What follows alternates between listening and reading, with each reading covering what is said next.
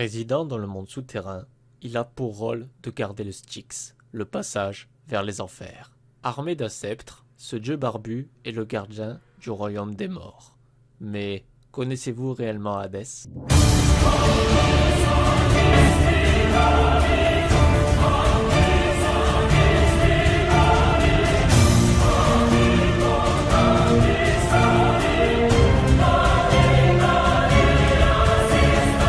Quatrième enfant de Cronos et de Rhea, frère aîné de Zeus et de Poséidon, Hadès, le dieu qu'on ne nomme pas. Craint de ses frères et des mortels que l'on préfère taire son nom et l'évoquer sous divers attributs comme le renommé, le bon conseiller, celui qui s'enrichit ou encore le Zeus souterrain. Ce royaume des morts, celui-ci ne l'a jamais souhaité. Cela arriva peu de temps après que Zeus prit le pouvoir sur les titans, qu'il décida alors de partager l'univers avec ses frères, dont celui-ci qui s'approprie le monde souterrain.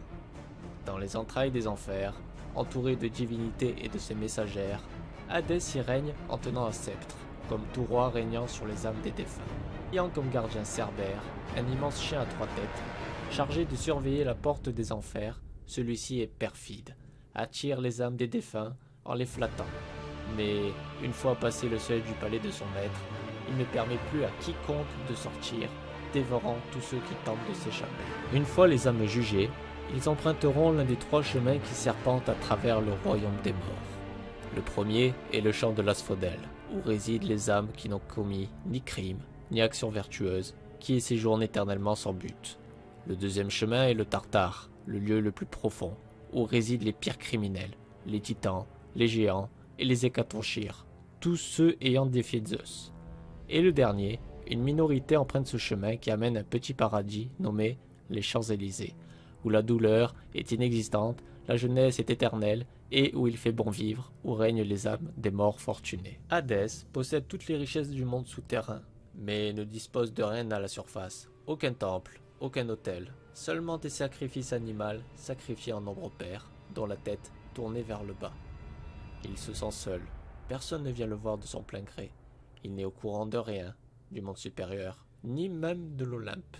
Régnant en solitaire, il éprouve parfois l'envie de partir de cet enfer souterrain pour régler une affaire ou pour respirer l'air de la surface. Hadès décide alors de se rendre à l'Olympe, sur son char tiré par des chevaux de couleur nuit. La beauté des paysages, les rayons du soleil lui sont indifférents. Il traverse alors une plaine de Sicile, non loin de l'Etna. Quand tout à coup, il aperçut une silhouette qui attire son attention. Il arrête son ételage brutalement. Une jeune fille d'une rare beauté était en train de cueillir des fleurs. Elle s'appelle Perséphone, qui n'est pas n'importe qui. Elle est la fille de Zeus et de Déméter, déesse de l'agriculture et de la moisson. Hadès a le coup de foudre.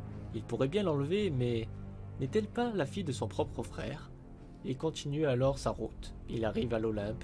Une fois arrivé devant son frère souverain, il n'hésite pas une seule seconde à demander la main de Perséphone. Embarrassé de cette demande, Zeus ne sait pas quoi dire. S'il refuse, il offense son frère.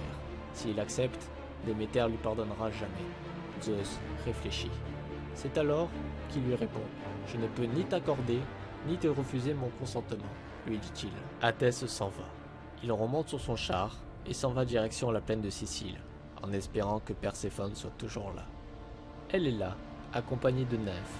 C'est alors que Hadès utilise son attribut, un casque de l'obscurité, qui rend invisible que même ni Dieu ni mortel ne pourrait le voir. Quelques instants plus tard, la terre s'ouvre en deux sous ses pieds, d'où il surgit avec son char, la kidnappant par la taille et l'entraîne dans le gouffre des morts. Plus tard, Déméter s'inquiète et décide alors de partir à sa recherche. Elle interroge tous ceux qu'elle croise, mais ni les dieux, ni les hommes, ni les animaux, personne n'ose lui dire la vérité, jusqu'à que Hécate apparaisse. Elle est la déesse de la fertilité et de la lune. Quand l'astre est plein et qui illumine la nuit, dit-on, elle indique le passage vers les enfers. Elle est la seule à voir Hadès de son plein gré. Elle dit à Déméter qu'elle entendit Perséphone appelant à l'aide, mais une fois arrivée, il n'y avait plus personne. Déméter chercha pendant des jours, des nuits, scrutant les horizons, les forêts, les lacs et les montagnes, mais en vain. Quand tout espoir semble perdu, Hécate lui propose de l'emmener voir Hélios, le dieu du soleil, celui qui voit tout, et décide donc de lui dire le nom du coupable. Hadès, le maître des enfers. Celle-ci s'empresse de réclamer sa fille, mais il refuse. Déméter décide alors à l'Assemblée des dieux de quitter l'Olympe et de rendre la terre stérile jusqu'à que lui soit restituée sa fille.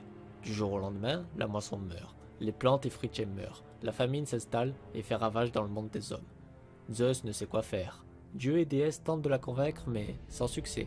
C'est alors que Zeus envoya Hermès porter un message à Hadès. Si tu ne rends pas Perséphone, nous sommes tous perdus. Les hommes mourront et plus personne ne croira en nous. Hadès accepte, mais à une seule condition, que la loi des dieux soit respectée. En enfer, une loi ne doit être ni violée, ni ignorée. Quiconque touchera à la nourriture des morts restera sous terre pour l'éternité. Hermès interroge alors Perséphone, lui demandant si elle a touché quelconque nourriture. Affirmant qu'elle n'a rien mangé depuis son enlèvement, Hadès, à contre-cœur, autorise Perséphone à quitter les lieux. Mais au moment du départ, un des résidents du monde souterrain, Ascalaphe, affirme qu'elle ment et qu'elle avait vu manger un grain de grenade. Plus tard, il regrettera amèrement ses paroles car Déméter le transforma en chouette. Si Perséphone a goûté l'un des fruits, elle doit rester, c'est la loi. Même Zeus ne peut l'enfreindre. Déméter, apprenant la nouvelle, s'enferme dans la solitude et refuse de retourner à l'Olympe, continuant ainsi à affamer le monde des hommes. Zeus réfléchit, ne dort plus, et décide alors de parler du problème avec Rhéa, sa mère, qui est aussi la mère de Hadès et de Déméter. C'est celle-ci qui décide alors de négocier avec ses 3 enfants, jusqu'à qu'un accord soit conclu. Perséphone, qui a enfreint la loi du monde des morts, devra rester l'hiver aux enfers et le reste de l'année auprès de sa mère Déméter. Voilà pourquoi, pendant la période de l'hiver, la terre se glace et que plus rien ne pousse, car c'est Déméter, éloigné de sa fille et exilé de l'Olympe, refuse de nourrir les mortels. C'est alors que Perséphone est devenue la reine des enfers. Hadès n'est ni satanique, ni malfaisant. Il n'est pas le dieu de la mort. La mort, c'est Thanatos, un autre dieu. Hadès ne torture pas. Ce sont les Érinies, armés d'un fouet, qui torturent les sujets du monde souterrain. Son mariage avec Perséphone n'améliore pas son image auprès de l'Olympe. Il gouverne seulement le royaume qu'il n'a jamais souhaité. Ayant comme serviteur des créatures immondes aux fonctions bien précises, il se doit être impitoyable. Mais Hadès est sage et peut-être indulgent. Il est mélomane aux complètes amoureuses, mais restera auprès des mortels, un dieu craint et détesté, le maître des enfers. On retrouvera également Hadès dans plusieurs œuvres, comme dans l'adaptation animée Hercule de Disney, ou bien encore dans son apparition dans le Choc des Titans, dans Senseiya, ou même dans plusieurs jeux vidéo, comme par exemple God of War, ou bien Kingdom Hearts, et plein d'autres. Il y a tellement de choses à dire sur lui que j'ai dit le principal. J'aurais pu évoquer certains résidents des enfers, comme les juges des enfers, ou bien encore les moires, et bien d'autres encore. Je mettrai en description quelques sources pour plus d'informations sur ce personnage. J'espère que ce format de vidéo vous plaise. Sous forme de documentaire, j'ai toujours été passionné par la mythologie grecque et autres. N'hésite pas à laisser un petit pouce et laisser ton avis en commentaire. Et on se retrouve bientôt pour une nouvelle vidéo. C'était Nico Echo et à la prochaine!